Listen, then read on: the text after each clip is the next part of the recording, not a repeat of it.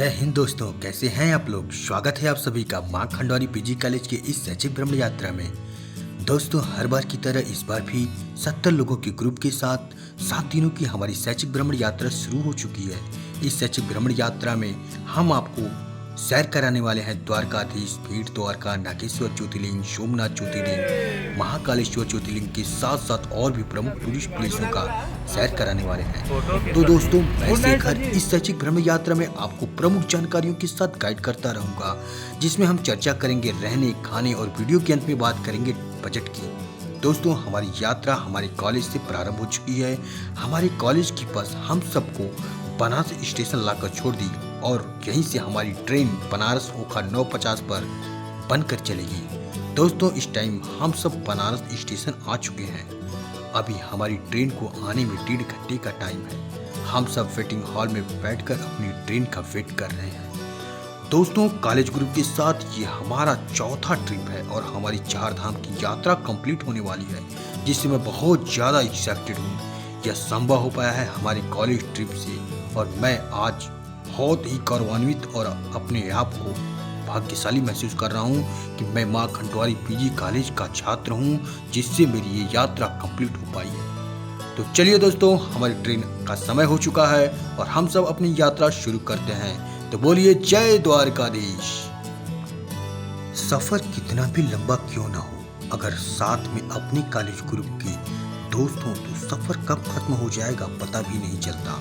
सफर में आनंद और मौज मस्ती तो होती है, परंतु जब पास में आदरणीय गुरुजन हो और अच्छे अनुभव के साथ भी बहुत कुछ सीखने को मिल जाता है। जिस रफ्तार से ट्रेन अपनी पटरी पर दौड़ रही है, उसी रफ्तार से सफर का आनंद भी दोगुना हो जाता है। और मेरे कॉलेज ग्रुप के दोस्त हों, अंताक्षरी न हो। मेरी कहानी है, एक प्यार का नगमा है, जो जवानी है, जिंदगी कुछ भी नहीं, मेरी कहानी है।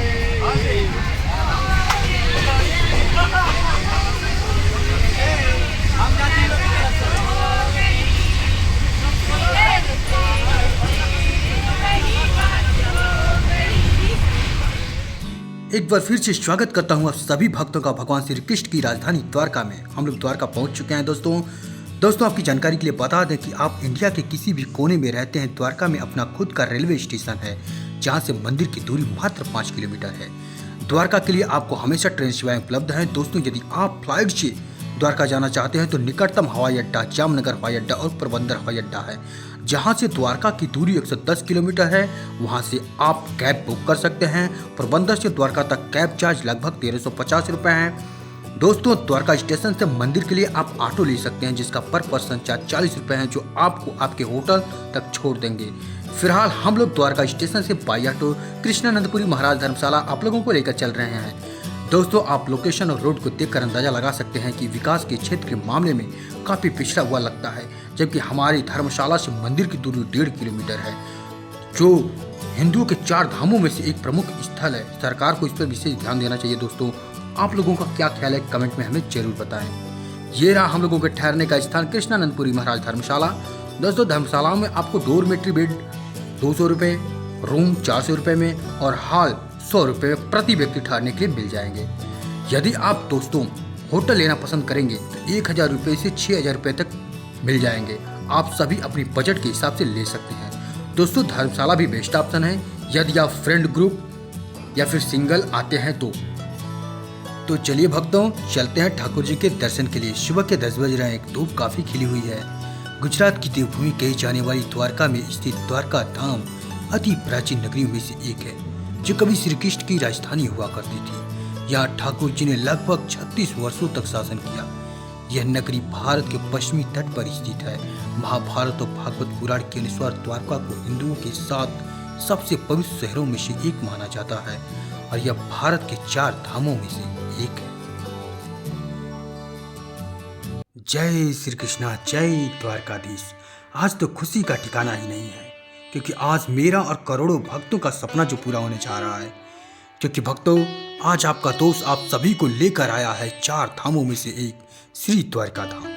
भक्तों, यहाँ रहते हैं नारायण कृष्ण, रुक्मणी के कृष्ण, सुदामा के कृष्ण, यदुवंशियों के कृष्ण और हम सब के अपने राजाधिराज द्वारकाधीश श्री कृष्ण।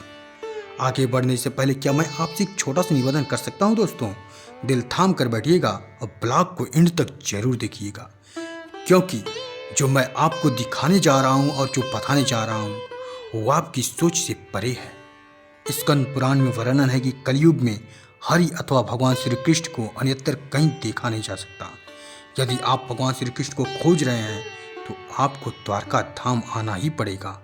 स्कंद पुराण में यह भी वर्णन है, मनुष्य जब द्वारका धाम जाने की इच्छा करता है तभी उसके पितृ डर मुक्त होकर संगीत गायन करने लगते हैं। वस्तुतः यहाँ एक एक कदम रखने पर एक अश्वमेघ यज्ञ करने का फल मिलता है। भक्तों, इस समय आपका दोस्त मंदिर के अंदर आ चुका है। मंदिर में कैमरा अलाउड नहीं है, लेकिन मैं पूरा प्रयास करूंगा कि आपको ठाकुर जी के दर्शन का अनुभव अवश्य हो। समय आ चुका है भक्तों, कमेंट में हमें जरूर बताएं कि आप कहाँ से दर्शन कर रहे हैं ठाकुर जी का। अगर बद्रीनाथ में भगवान तपस्या करते हैं तो जगन्नाथपुरी में भोजन करते हैं, रामेश्वरम में विश्राम करते हैं तो द्वारका धाम में लक्ष्मीपति अनंत कोटि ब्रह्मांड के मालिक अपनी राज्य सभा संभालते हैं। वाह, अपने तो भैया दर्शन हो गए। द्वारकाधीश जी के दर्शन क्या लग रहे थे ठाकुर जी। चिंता मत करो, आपकी ओर से भी प्रणाम और प्रार्थना हमने कर दी है। भक्तों, मंदिर के 2 द्वार हैं। प्रवेश हमने मोक्ष द्वार से किया था और इस समय मैं स्वर्ग द्वार पर खड़ा हूँ और यह 56 सीढ़ियों का रास्ता है। तो चलिए आगे बढ़ते हैं। भक्तों, 56 सीढ़ियों से नीचे उतरते ही आपको एक जगह दिखाई देगी जहाँ तुला दान किया जाता है। भगवान श्री कृष्ण के बड़े भाई श्री दाऊद जी महाराज को साक्षी मानकर तुला दान किया जाता है। तुला दान को महादान के नाम से भी जाना जाता है। भक्तों, इस अनुष्ठान में अपने शरीर के वजन के बराबर तेल, फल, अन्न, घी दान किया जाता है। मुझे पता है कि आपके मन में एक प्रश्न उठ रहा होगा, ये तुला दान कराया क्यों जाता है? आइए इसकी एक रोचक कथा सुनाता हूँ। एक समय की बात है, सत्यभामा जी नारद मुनि को भगवान द्वारकाधीश दान में दे दिए। अपनी गलती का एहसास करते हुए जब द्वारकाधीश को वापस मांगा तो नारद जी ने कहा, आपको श्री कृष्ण के वजन के बराबर तराजू पर धन रखना पड़ेगा। द्वारका का संपूर्ण धन रखा गया, लेकिन श्री कृष्ण जी टस से मस नहीं हुए। तब माता रुक्मणी जी आईं और तुला दान पर तुलसी का एक पत्र डालकर इस तुला का दान को संपन्न कर दिया। संक्षेप में कहा जाए तो इस दान को करने से लंबी आयु, नाम, शक्ति, सिद्धि, सुख में वृद्धि होती है। भक्तों, अक्सर यह प्रश्न उठाया जाता है कि द्वारका तो समुद्र में डूब गई थी, तो ये कौन सी द्वारका है? दोस्तों, भगवान श्री कृष्ण की जीवन लीला पूर्ण होते ही द्वारका समुद्र में डूब गई। वर्तमान में स्थित द्वारका को गोमती द्वारका के नाम से जाना जाता है, जिसका निर्माण द्वापर के अंतिम दिवस भगवान श्री कृष्ण के परपोते ब्रजनाभ ने करवाया और जिसमें ठाकुर जी पूरा विराजमान हो गए। भगवान का जो यह निजी मंदिर है जिसका आप दर्शन कर रहे हैं, समुद्र ने इसे नहीं डुबाया, ये सच्चात आज भी है, द्वापर युग से विराजमान है, हम सभी को दर्शन दे रहा है। द्वारकाधीश मंदिर की ध्वजा की लंबाई 52 गज है, पर 52 गज ही क्यों? पुजारी जी ने हमें एक बड़ी रोचक बात बताई, सुनिए। 12 राशियां, 27 नक्षत्र, 10 दिशाएं, सूर्य, चंद्रमा, स्वयं द्वारकाधीश, इन सबको मिलाकर 52 की संख्या पूरी होती है, जो कि मंदिर की ध्वजा की लंबाई है। दिन में 5 बार ध्वजा को बदला जाता है। चलिए भक्तों, अब दर्शन करने चलते हैं गोमती मैया के। जो भक्त द्वारका में आकर गोमती नदी में स्नान अथवा आचमन नहीं करता तो उसकी यात्रा अपूर्ण मानी जाएगी। स्वयं ब्रह्मा जी, सृष्टि के रचयिता, कहते हैं, गोमती मैया के महिमा का वर्णन करने में तो मैं भी असमर्थ हूँ। श्री मध्वाचार्य जी बताते हैं, गोमती मैया का अर्थ क्या है? गो का अर्थ है जल और मति का अर्थ है बुद्धि। जो जल हमारी बुद्धि को श्री कृष्ण की ओर ले जाए, वहीं गोमती मैया है। दोस्तों, यहाँ आप देखेंगे तो बहुत सारे लोग मछलियों को चारा डालते हुए नजर आएंगे। यदि आप बोटिंग पसंद है तो आप यहाँ पे बोटिंग भी कर सकते हैं।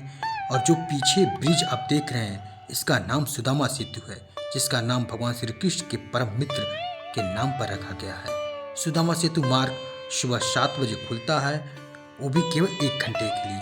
द्वारका मंदिर की अगर टाइमिंग की बात करें दोस्तों, तो सुबह 6 बजे मंदिर ओपन हो जाता है और दोपहर 1 बजे तक ओपन रहता है। फिर शाम 5 बजे ओपन होता है और रात्रि 9:30 बजे तक ओपन रहता है, उसके बाद बंद हो जाता है। तो चलिए दोस्तों, अब चलते हैं ब्रह्म कुमारी। यह एक म्यूजियम है जो द्वारका मंदिर से 1 किलोमीटर की दूरी पर स्थित है, जो कि काफ़ी खूबसूरत प्लेस है। इसकी खासियत की बात करें तो इसमें समय परिवर्तन की झांकियाँ प्रस्तुत की गई हैं। भगवान श्री कृष्ण ने जो गीता में उपदेश दिए थे, इन झांकियों के माध्यम से उसके सार को प्रस्तुत किया गया है। जहां आप देख सकते हैं दोस्तों, परिवर्तन दर्शन, परमात्मा दर्शन, आत्मा दर्शन, त्रिलोक दर्शन, दिव्य ज्ञान दर्शन, कर्म दर्शन, वैकुंठ दर्शन, राजयोग दर्शन, समय दर्शन, जहां आपको सीखने को बहुत कुछ मिल सकता है। यहां आपको जरूर आना चाहिए। भक्तों, अब जिस जगह पे आपको दर्शन करवाने जा रहा हूं, वो बहुत ही इमोशनल स्थान है। ये माता रुक्मिणी का मंदिर है, जो द्वारकाधीश मंदिर से 2 किलोमीटर की दूरी पर है। पर माता का मंदिर इतना दूर क्यों है? इसके पीछे दुर्वासा ऋषि की श्राप की कथा है। कथा इस प्रकार है दोस्तों, एक समय की बात है, भगवान श्री कृष्ण और रुक्मिणी मैया दुर्वासा ऋषि के पास जाते हैं और उनको दुर्वासा ऋषि के आश्रम में गए, भोजन का न्योता दिया। तो गुरु महाराज बोले, मैं भोजन तो करूंगा, पर मेरी एक शर्त, आप दोनों लक्ष्मी और नारायण अपने हाथों से रथ को खींचो, मुझे द्वारिका ले चलो, मैं भोजन करने के लिए तैयार। दोनों ने हाँ बोल दी। बीच रास्ता पार हो गया, रुक्मिणी माँ को पानी की प्यास लगी। भगवान ने रथ को रोक दिया। अपनी योग विद्या की मदद से भूमि में से माँ गंगा मैया का प्रागट्य किया। दोनों ने पानी पिया, मगर एक बात की भूल हो गई। पीछे जो महामुनि बैठे थे रथ में, दुर्वासा मुनि, उनको पूछना भूल गए। 2 श्राप दिए। पहला श्राप ये दिया कि आप दोनों का 12 साल का वियोग हो जाएगा। भगवान का मंदिर गांव में, माता जी का मंदिर यहाँ जंगल में।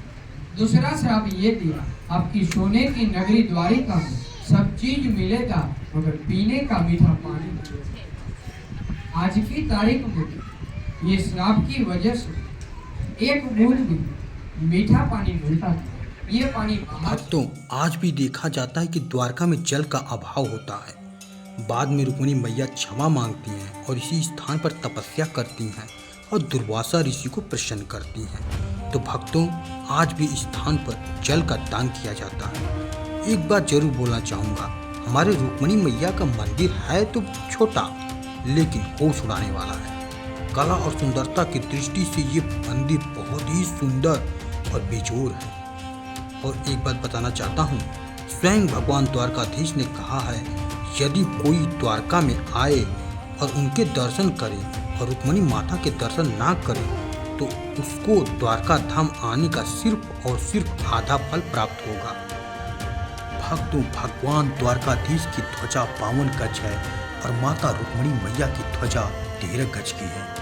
भक्तों, अब मैं आप लोगों को लेकर आया हूँ श्री नागेश्वर महादेव मंदिर, जो 12 ज्योतिर्लिंगों में से 10वें नंबर पर आता है। श्री नागेश्वर महादेव यानी जो नागों का ईश्वर हो, और यहाँ माता पार्वती जी को जाना जाता है नागेश्वरी के नाम से। भक्त स्वयं श्री द्वारकाधीश भगवान श्री कृष्ण अपने हाथों से नागेश्वर महादेव का रुद्राभिषेक किया करते थे। तो सभी कमेंट्स में लिखें हर हर महादेव। आइए नागेश्वर महादेव का सुखद दर्शन करते हैं और कमेंट में बताइए कि आप कहां से दर्शन कर रहे हैं। एक बार प्रेम से नारा लगाइए, हर हर महादेव, हर हर महादेव। भक्तों, नागेश्वर महादेव मंदिर का प्रांगण काफी लंबा चौड़ा है और साफ सुथरा भी है, जहां एक साथ हजारों की संख्या में श्रद्धालु प्रभु जी के दर्शन कर सकते हैं। भक्तों, नागेश्वर महादेव मंदिर के महंत गिरिधर भारती गोस्वामी जी बताते हैं कि पूरे सावन महीने में यहाँ श्रद्धालुओं की भीड़ रहती है, क्योंकि सर्प दोष से मुक्ति के लिए सावन महीने में ही यहाँ पूजा विशेष का महत्व है। इस मंदिर को लेकर मान्यता है कि यहाँ भगवान शिव और माता पार्वती नाग रूप में प्रकट हुए थे। दोस्तों आप देख सकते हैं हमारे सभी मित्रगण सेल्फी में मग्न है, तो एक सेल्फी तो बनती ही है।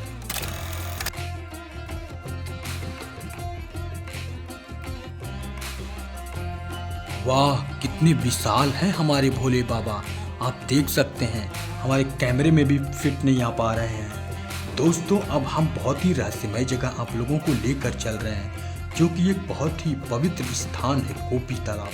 भक्तों अब हम आपको बताते हैं कि गोपी तालाब की महिमा क्या है। दोस्तों द्वारका से लगभग 20 किलोमीटर दूर स्थित है गोपी तालाब। यह वह स्थान है जहाँ श्री कृष्ण अपने वृंदावन की गोपियों से मिले थे। जब एक बार श्री कृष्ण जी के हृदय में गोपियों से पुनः मिलने की उत्कंठा जाग उठी तो उन्होंने योग माया से उद्धव को वृंदावन भेज दिया। निद्रा मग्न गोपियों को निकट ही एक सुंदर महल में स्थानांतरित कर दिए। अब भोली भाली गोपियों को तो पता नहीं था कि बड़े बड़े महल दिखते कैसे हैं। वो व्याकुल हो उठी। उन्होंने देखा इतना बड़ा महल, वे द्वार द्वार खोजने लगी और बोलने लगी द्वार कहाँ द्वार कहाँ। तभी भक्तों इसी कारणवश इसका नाम द्वारका भी पड़ा। गोपियों से मिलने श्री कृष्ण स्वयं आए थे। भक्तों श्री कृष्ण ने अपने दिव्य शक्तियों से इस कुंड का निर्माण किया और इसी कुंड में गोपियों के संग श्री कृष्ण ने जल क्रीड़ाएं की। जल क्रीड़ाएं करते वक्त श्री कृष्ण के शरीर से सारा चंदन इस कुंड की तली में जाके बैठ गया, जिस पर शंख चंद्र गदा चक्र गदा और पद्म सुसज्जित हो गए और इसी से बनता है गोपी चंदन, जो कि सैकड़ों पाप किया हुआ व्यक्ति भी यदि गोपी चंदन लगाता है तो वह श्री हरि की प्रकृति से परे गोलोक धाम को जाता है। आप देख सकते हैं दोस्तों गोपी तालाब कितना विशाल और बड़ा है। हमारे साथ आए सभी माताएं, गुरुजन और मित्रगण सभी लोगों ने श्री कृष्ण और गोपियों की चरण रज की कृपा को अपने साथ लेकर जा रहे हैं। तो बोलिए द्वारकाधीश महाराज की जय। दोस्तों अब मैं आप सबको लेकर जा रहा हूँ भेड़ द्वारका। गुजराती में भेड़ का अर्थ होता है टापू। भक्तों भेड़ द्वारका द्वारका से 30 किलोमीटर दूर है। आप बस ऑटो या फिर कैब से आ सकते हैं। कुछ दिन पहले लोग द्वारका से कैब ऑटो बुक करके ओखा गांव आते थे, फिर बोट के माध्यम से भेड़ द्वारका जाया करते थे, क्योंकि भेड़ द्वारका एक द्वीप है जो चारों तरफ से समुद्र से घिरा हुआ है। और भक्तों जब से यह ब्रिज बना है जो ओखा गांव और भेड़ द्वारका को कनेक्ट करता है, लोग बोट से आना बंद कर दिए। यह बहुत ही प्यारा ब्रिज है, आप देख सकते हैं और इसका लुत्फ भी उठा सकते हैं।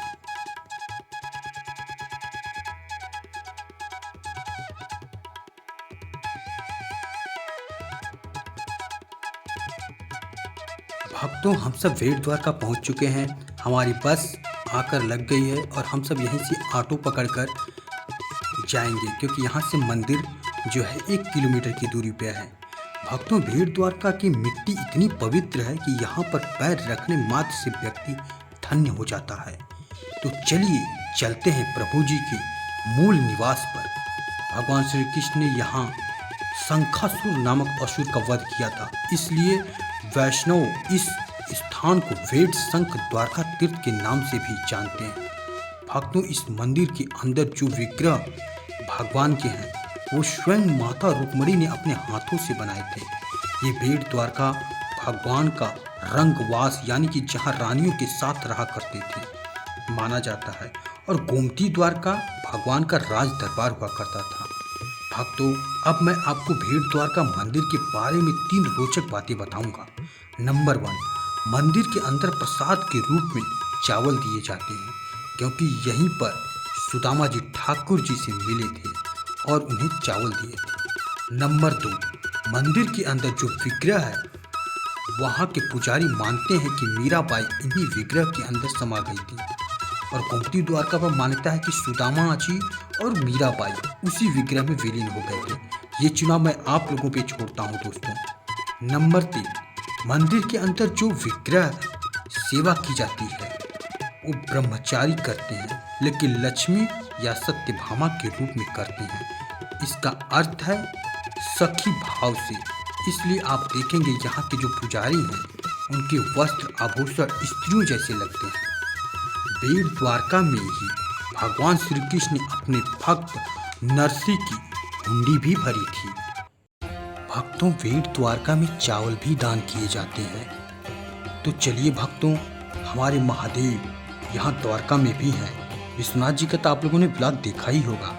आइए आपको दर्शन करवाता हूँ। समुद्र के बीच में महादेव बैठे हुए हैं। दोस्तों, श्री द्वारका की यात्रा केवल द्वारका के मंदिर तक सीमित नहीं है। यहाँ पर देवों के देव महादेव उपस्थित हैं, जो भड़केश्वर महादेव के रूप में विराजमान है।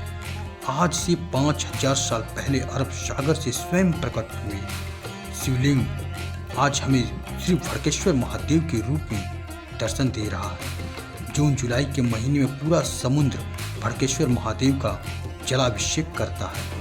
इस मंदिर में भगवान शिव को चंद्रमल्लिकेश्वर के नाम से भी जाना जाता है। मंदिर सुबह 8 बजे से दोपहर 12 बजे तक जल अभिषेक के लिए सभी के लिए खुला रहता है।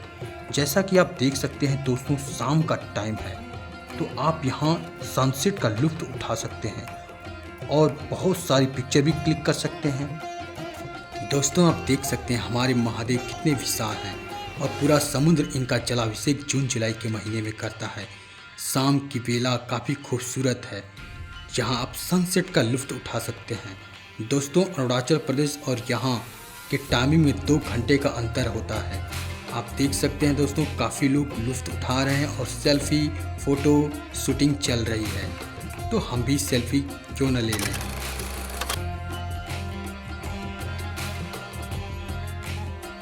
भक्तों, भड़केश्वर महादेव के पास में ही एक मंदिर है, गीता मंदिर। तो चलिए आप लोगों को लेकर चलते हैं गीता मंदिर, जहां आप देखेंगे कैसे ठाकुर जी अपने पार्थ यानी अर्जुन को गीता का उपदेश दे रहे हैं। मंदिर के अंदर की दीवारों पर गीता के श्लोक लिखे गए हैं। तो बोलिए द्वारकाधीश की जय। एक बार फिर से टकरा गए हमारे मित्र दुबे जी। इससे पहले नागेश्वर महादेव मंदिर में टकराए थे, इस बार गीता मंदिर में। तो आइए भक्तों, आपको दर्शन करवाते हैं स्वामी नारायण जी का। भक्तों, बहुत ही मनमोहक और अति सुंदर मंदिर है और आप देख सकते हैं मंदिर की डिजाइन कितनी सुंदर है। हमारे सारे मित्रगण साथी मंदिर के अंदर जा चुके हैं, तो चलिए हम सभी चलते हैं। मंदिर के अंदर ब्रह्मांड के मालिक वैकुंठ धाम के स्वामी विराजमान हैं। आह, मन तृप्त हो गया दोस्तों। जय हो द्वारकाधीश महाराज की जय हो। चलिए भक्तों, आपको दर्शन करवाते हैं महादेव के एक दूसरे रूप सिद्धनाथ महादेव की। जी हाँ दोस्तों, आप तो जानते ही हैं हमारे महादेव कितने भोले हैं, कहीं भी विराजमान हो जाते हैं, चाहे जंगल हो, समुद्र हो, कुआं हो। तो आइए सिद्धनाथ महादेव के दर्शन करते हैं, जो द्वारका मंदिर से मात्र 2 किलोमीटर की दूरी पर विराजमान है। तो प्रेम से बोलिए हर हर महादेव। भक्तों, क्या आप जानते हैं कि द्वारका में एक शक्तिपीठ भी है? आइए आपको दर्शन करवाते हैं माता गायत्री शक्तिपीठ का, जो हिंदू धर्म के प्रमुख तीर्थ स्थलों में से एक गायत्री शक्तिपीठ, जो भगवान विष्णु से जुड़ा हुआ है। यहाँ माता गायत्री की पूजा का विशेष महत्व है। इन्हें द्वारका का मातृशक्ति भी कहा जाता है। दोस्तों, यदि आप प्रकृति का लुत्फ उठाना चाहते हैं तो चलिए आपको लेकर चलते हैं प्रकृति की गोद में द्वारका बीच। जी हाँ दोस्तों, द्वारका बीच पर आप प्रकृति का लुत्फ उठा सकते हैं। खूब सारे रील्स पे क्लिक कर सकते हैं, जैसे मेरे दोस्त लोग इस पल का लुत्फ उठा रहे हैं। और आप देख सकते हैं समुद्र की लहरें कैसे जा रही हैं, आ रही हैं और किनारों को छू के फिर से चली जा रही हैं। दोस्तों, सुबह से ही घूम रहे हैं और अब बहुत तेज भूख लगी है, तो क्यों न पहले भूख को शांत किया जाए। आप देख सकते हैं हमारी थाली लगकर आ चुकी है 150 रुपये की गुजराती थाली। 3 किस्म की सब्जियां, दाल, रोटी, चावल, छाछ, सलाद। आप पेट भर जितना चाहे आप खा सकते हैं। पेट पूजा तो हो गई दोस्तों, आइए आपको द्वारका की मार्केट घुमाते हैं। दोस्तों, मुख्य मंदिर के आसपास बहुत सारी शॉप्स हैं जहां पे आप मनचाही शॉपिंग कर सकते हैं। संग, दर्पण, दुपट्टा, कपड़े सभी चीज़ें मार्केट में आपको मिल जाएंगे। दोस्तों अगर आप बात करें बजट की तो द्वारका एक्सप्लोर करने में एक पर्सन पर नॉर्मल खर्च 3 से 4 हज़ार होंगे। और दोस्तों अगर मेरे बजट की बात करें तो मेरे अब तक 3 हज़ार खर्च हो चुके हैं। दोस्तों डिपेंड करता है आप पे, अगर आप शॉपिंग ज़्यादा करते हैं तो खर्च भी ज़्यादा होंगे। दोस्तों जानकारी कैसी लगी कमेंट्स में हमें ज़रूर बताएं। वीडियो पसंद आया हो तो लाइक ज़रूर करें, क्योंकि दोस्तों आपका एक लाइक्स मेरे मनोबल को बढ़ाता है। सभी प्यारे दोस्तों को जय हिंद, जय द्वारका धीश। आपकी यात्रा मंगलमय हो।